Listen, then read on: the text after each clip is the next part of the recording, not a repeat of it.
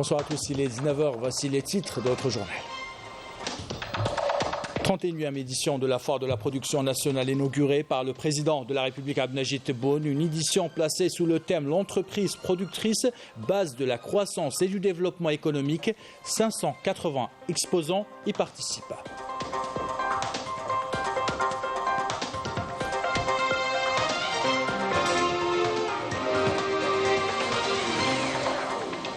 Le président de la République a visité le stand du ministère de la Défense nationale où il a reçu des explications détaillées sur l'entreprise, des réalisations industrielles spécialisées dans la production des munitions. Le chef de l'État a également visité d'autres stands et encouragé les producteurs algériens.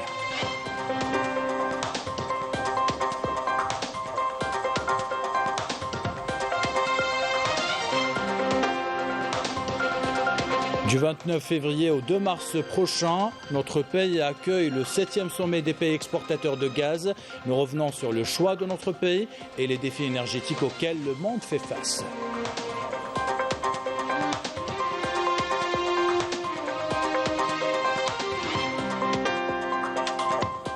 La barbarie de l'occupation sioniste n'a pas de limite. Le crime contre l'humanité se poursuit à Gaza. Ce sont plusieurs dizaines de Palestiniens qui sont tombés en martyrs ces dernières 24 heures. Les détails avec le correspondant de la télévision publique, Wissam Abou Zeid. Voilà pour les titres. Bienvenue à tous. Tout d'abord, le président de la République Abdelmajid Tebboune a inauguré aujourd'hui au Palais des Expositions pas maritimes la 31e édition de la foire de la production algérienne à laquelle participent 580 exposants.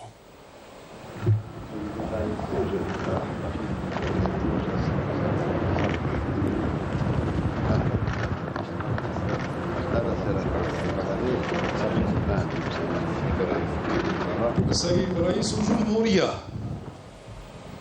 طبعا 31 السيد رئيس الجمهورية لمعرض الإنتاج الجزائري أو الإنتاج الوطني، المؤسسات المنتجة، مؤسسة التنمية والتطور الاقتصادي، مساحة العرض السنة فقط بمنصة رقمية صممت خصيصا لخصيصة للمواطنين بدي بري بروموسيونال باش 79,000 مؤسسة اللي راهي تنشط، لكن مؤسسة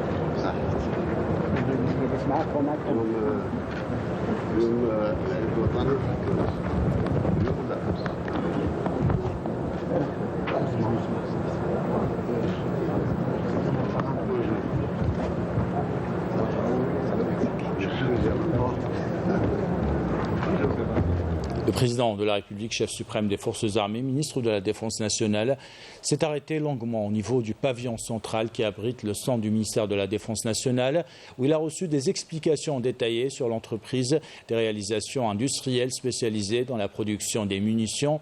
Le président de la République a visité le stand de la Direction centrale des équipements, le centre de génie, de développement mécanique et électronique, la base centrale d'avitaillement, l'entreprise de rénovation et de maintenance des armes et des systèmes électroniques, ainsi que d'autres entreprises militaires leaders dans le domaine de l'industrie et de la technologie.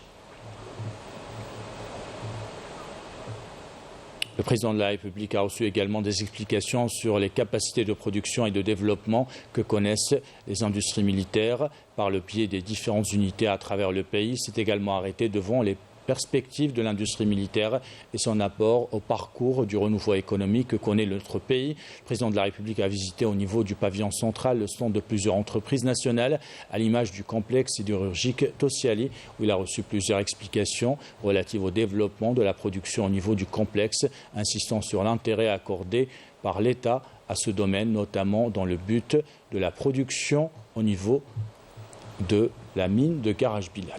Le président de la République s'est arrêté également au niveau des stands de plusieurs entreprises industrielles qui activent dans différents domaines tels que lubrifiants, voitures, industrie électroménager, la production pharmaceutique, le textile, le cuir, la production de motocycles. Les intervenants ont tenu à l'unanimité à mettre en valeur les engagements accordés aux investisseurs afin de doubler leur production et ou couvrir les besoins du marché national et aller vers l'exportation. Nous allons continuer maintenant et nous nous intéressons dans ce journal de près aux engagements du président de la République. Parmi les engagements pris en cours d'achèvement assuré à notre pays, sa sécurité hydrique, chose promise, chose due. Le président de la République a fait des lancements de stations de dessalement d'eau de mer une priorité objectif, permettre à tous les citoyens un accès à l'eau potable. Commentaire de Yasmine Messaoudi. Nous avions beaucoup souffert du manque d'eau. Je ne peux même pas vous décrire la situation dans laquelle nous étions. Comme nous habitons au 4e étage, l'eau ne parvenait pas à notre niveau.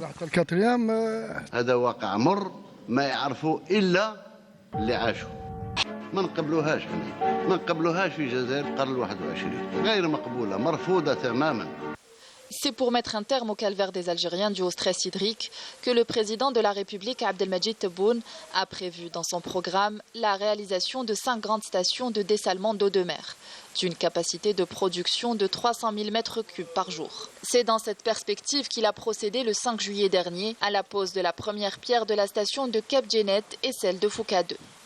La réalisation de nouvelles stations, à l'instar de celle de Cap Blanc, de Kouidjet Draouch et Tigremt, permettra d'augmenter considérablement le volume d'eau de mer dessalée et atteindre l'objectif en matière de sécurité hydrique pour les wilayas côtières et les régions avoisinantes. D'autres stations de moindre capacité sont déjà opérationnelles, comme celle de Korso d'une capacité de 80 000 m3 par jour, dont l'entrée en service le 24 septembre dernier a grandement amélioré le quotidien des populations.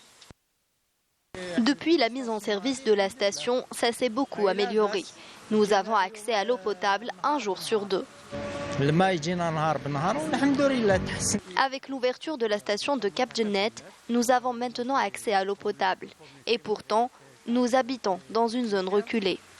30e engagement du président de la République, la sécurité hydrique est assurée par de nombreux projets réalisés par des compétences purement algériennes. Nous avons des ingénieurs algériens qui activent dans plusieurs secteurs. Les stations ont été réalisées selon les normes internationales. Le Sud n'est pas en reste, puisque de nombreux projets d'envergure sont prévus pour cette partie du pays, comme le projet de transfert des eaux albiennes du champ de captage de Guetrani vers Béchar, un projet qui comprend 26 puits d'une capacité de 80 000 m3 par jour. Un projet stratégique que l'État s'engage à achever dans les délais impartis. Notre région est en manque d'eau. Nous attendons avec impatience la réalisation de ce projet. Des projets de développement cruciaux se concrétisent sur le terrain, conformément aux engagements du président de la République visant à fournir de l'eau potable aux citoyens sur l'ensemble du territoire national. Et entre le 29 février et le 2 mars de l'année prochaine, notre pays sera la destination des pays exportateurs de gaz. Le choix de notre pays pour abriter le sommet, le 7e sommet des pays exportateurs du gaz, témoigne de l'importance que l'Algérie joue sur l'échiquier énergétique international. Un sommet qui sera suivi de près et qui se déroule dans un contexte international instable. Couverture de Wassila Boucheleb, commentaire signé Badi Amart. Alger abritera le 7e sommet des chefs d'État et de gouvernement du Forum des pays exportateurs de gaz en février 2024. Le choix de l'Algérie a été décidé à l'unanimité par les participants au sommet précédent qui s'est déroulé à Doha en 2021, eu égard au rôle pivot que l'Algérie joue dans le domaine énergétique. L'Algérie a toute sa place parmi les grands producteurs au monde, avec une stratégie dédiée à l'exportation vers les marchés extérieurs.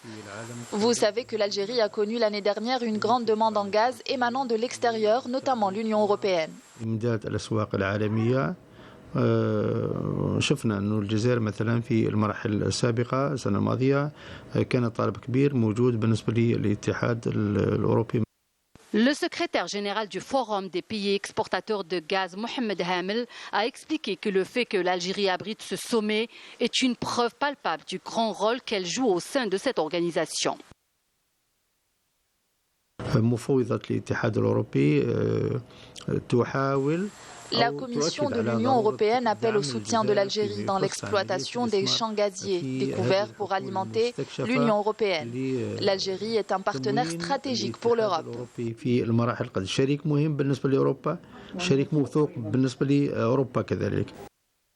Cet événement important qui se déroulera dans la capitale algérienne intervient dans un contexte international particulier marqué par une récession des économies mondiales impactée par la crise russo-ukrainienne et les crimes de guerre commis par les sionistes à Gaza. Pour rappel, le Forum compte 19 membres représentant 72% de la production mondiale de gaz. Et nous revenons dans ce journal sur l'inauguration de cette 31e édition de la foire de la production nationale par le président de la République, où il s'est arrêté dans plusieurs stands, notamment chez Tossial. Et on écoute le président de la République. Actuellement, nous avons dépassé 5200 emplois. Le juin, on va atteindre 6500 emplois directs chez Tossial. Et on travaille pour le projet Garage Villette. Inch'Allah, avec Garage Villette, vous allez pouvoir monter en cadence sans importer. Sans importer la matière première. Vous allez monter à 5 millions de tonnes. Inch'Allah. Et peut-être même plus. Parce que ils sont partie prenante pour la concentration de l'hydrique. Et comme ça, nous considérons que c'est une société nationale. Vous êtes bien intégrés dans l'économie. On souhaite que l'intégration se fasse encore plus avec d'autres productions, y compris la production militaire, y compris la production navale et autres. Inch'Allah. Le président de la République a tenu à mettre en valeur l'importance du partenariat avec l'Italie, un partenaire auquel il a réitéré sa confiance. La réussite de ce partenariat s'est traduite, ajoute le président de la République, par l'inauguration de l'usine Fiat à Oran. On écoute le président de la République. Pour augmenter la capacité de l'usine, voire la doubler, et aller à 50% d'intégration locale. Le transfert de technologie et la formation est un prérequis pour nous. Nous sommes engagés auprès du ministère de l'Industrie d'ouvrir une académie de formation et de transfert de technologie. D'ailleurs, nous venons de lancer une licence universitaire à Wahran avec Lusto pour former les chefs d'unité de production. L'objectif, c'est ça. Quand on est allé vers la construction de l'usine, c'est pour lancer l'industrie mécanique. On est sur la bonne voie. Très grande confiance en nos amis, nos partenaires italiens, premièrement. Deuxièmement, l'industrie mécanique doit tirer l'Algérie vers le haut du point de vue industriel. Absolument. Donc il ne s'agit pas uniquement de consommer des voitures. Oui, d'accord. Il faut qu'on participe à la fabrication de ces véhicules-là et renforcer le tissu industriel du pays, qui est en train de se renforcer. Alhamdoulilah. On a vu, il y a beaucoup d'opérateurs qui ont pris l'initiative, qui transforment ce qu'on dit en réalité industrielle. Et lors de sa visite au stand de la production militaire, le président de la République a tenu à saluer les efforts déployés pour développer ce secteur et son importance pour toute l'économie nationale. On écoute le président de la République. Quand on arrive à l'essieu, je crois qu'on a dépassé de loin les 40% d'intégration nationale dans la production mécanique. Oui. هذا اللي fabriqué depuis la fonderie, la forge, l'usinage كامل كما راك تشوف فيه. وسيادة الفريق أول شاف مبلغ فوندري وحضر معنا شاف كيفاش شاف لي برودوي. En attendant, Inch'Allah, la tourelle. Le président de la République Abdelmajid Tebboune a reçu aujourd'hui un message écrit de la part du président de l'État de Palestine, Mahmoud Abbas, sur la situation dans les territoires palestiniens occupés, les agressions commises par les forces d'occupation sionistes à l'encontre du peuple palestinien. Le message a été remis au Premier ministre Nadel Arbaoui par le secrétaire général de la commission centrale du mouvement Fatah, Djibril Rajoub, qui a tenu à présenter ses remerciements à l'Algérie, sa position par rapport à sa position et son soutien indéfectible à la cause palestinienne. Et nous allons revenir justement à la 31e édition de la foire de la production algérienne pour écouter cette autre déclaration du président de la République.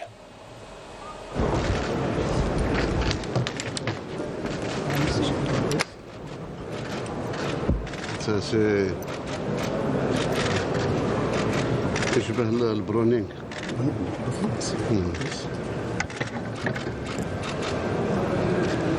مبروك علينا. لا هذا فيه طلب، انا نشوف فيه كثير من الطلبات استيراد. احسن يدوا الانتاج الوطني تاعنا ويكون فيه احصاء كذلك من يكسب ما. نعم سيدي الرئيس. يعطيكم الصحة. هو كل عام نشوفوا التطور الحمد لله. Voilà pour ces déclarations du président de la République et nous allons suivre dans les prochaines éditions les déclarations du chef de l'État.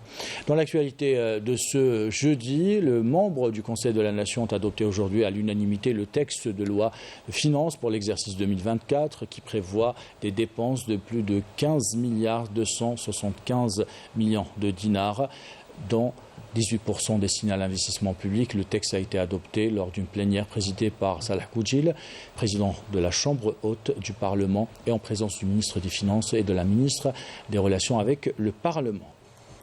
Le ministre de la Poste et des Télécommunications, Karim Bibi Teriki, a été reçu à Nouakchott par le Premier ministre mauritanien Mohamed Ould Bilal Messoud à l'occasion d'une visite de travail qu'il a effectuée en Mauritanie. La réunion a permis d'examiner certains axes de coopération convenus avec la partie mauritanienne. Je vous propose d'écouter cette déclaration du ministre Karim Bibi Teriki.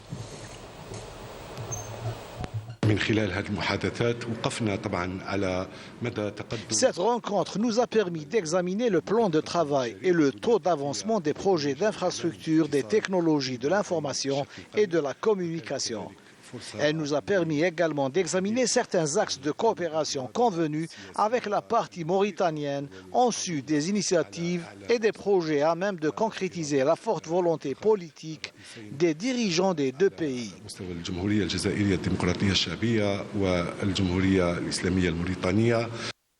68 jours consécutifs de bombardements sur la bande de Gaza avec un bilan qui donne froid dans le dos. L'armée d'occupation sioniste poursuit ses crimes contre l'humanité. Le correspondant de la télévision publique, Wissem Abou Zaid, fait preuve depuis le début de cette agression de courage dans l'accomplissement de sa mission, celle de dévoiler au monde entier des crimes abjects de cet occupant. Commentaire Yasmine Messaoudi.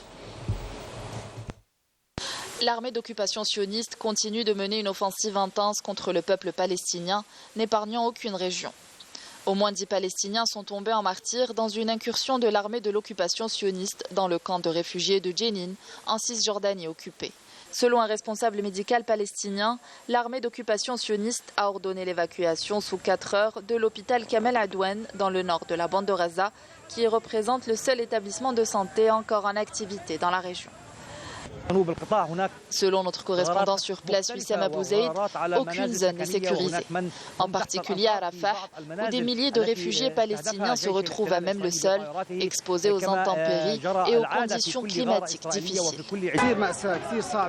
La situation est très difficile. La faim, la pauvreté, ajoutez à cela tous les massacres que nous subissons quotidiennement. Nous souffrons énormément.